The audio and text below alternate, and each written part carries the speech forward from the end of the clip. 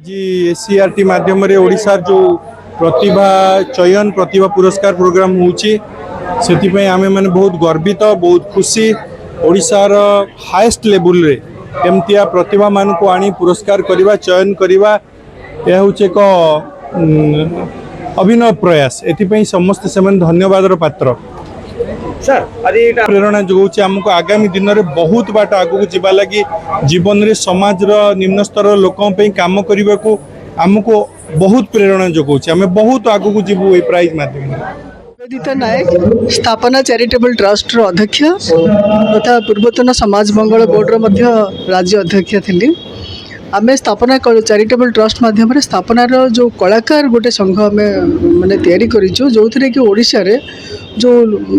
30टा जिले में आमर हजि जाऊँगी जो लोककला और जो प्रतिभा मानक उद्धार केमी आम लोकलोचन को आणबू एवं गोटे मंचटे दे पारू से टैलेंट को आम केमी माने खाली राज्य नुह जातीय स्तर में केमी उपस्थापन करूँ से दिगरे आमर प्रयास रही एवं एथिरे मध्य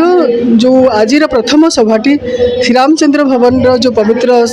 मंडप ये आम आरंभ करूँ माँ कटक चंडीगर आशीर्वाद नहीं प्रभु जगन्नाथ आशीर्वाद नहीं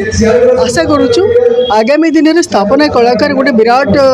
निश्चित भाव में गोटे अनुष्ठान भाव में यहाँ माने परिगणित हम एवं आप देखुवे विशिष्ट सब कलाकार माने सिनेमा अभिनेता माने एवं विशिष्ट लेखक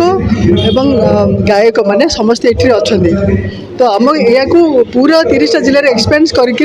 नेशनल लेवल रे केमिति आम कार्यक्रम करें से दिगरे आम प्रयास आज आरंभ होती कटक पार्टी धन्यवाद धन्यवाद गीता खुंटिया मो आकाशवाणी एकाधार लिरिसिस्ट ड्रामा आर्टिस्ट एवं सिंगर आर्टिस्ट बोथ वे मो ओडिशा रे प्रथम एवं शेष ये आर्टिस्ट हिसाब से जा हो मोर भाग्य मो ये स्थापना चैरिटेबल ट्रस्ट कलाकार संघ सहित जड़ित हो पारि केवल समाज मंगल बोर्ड अध्यक्ष निवेदिता मैडम एवं सरोज भूया परामर्श मत बहुत खुशी लगुच चैरिटेबल ट्रस्ट प्रथम उद्देश्य हूँ विभिन्न कलाकार मान लोकलोचन को आना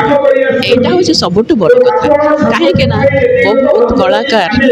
माने बणमल्ली बणर छाड़ी पड़ा भाया से मानकर अवस्था तेणु से लोचन को केमी आम आणबू सहीटा हूँ से ट्रस्ट प्रथम ये आमे भी से चेष्टा करवा केमती ओडिसी को शास्त्रीय आज पर्यंत हो पारानी शास्त्रीय मान्यता प्रदान कर ओडिशा संगीत को सीटा आज पर्यंत हो पारे आम ये करूँ चेष्टा करूँ।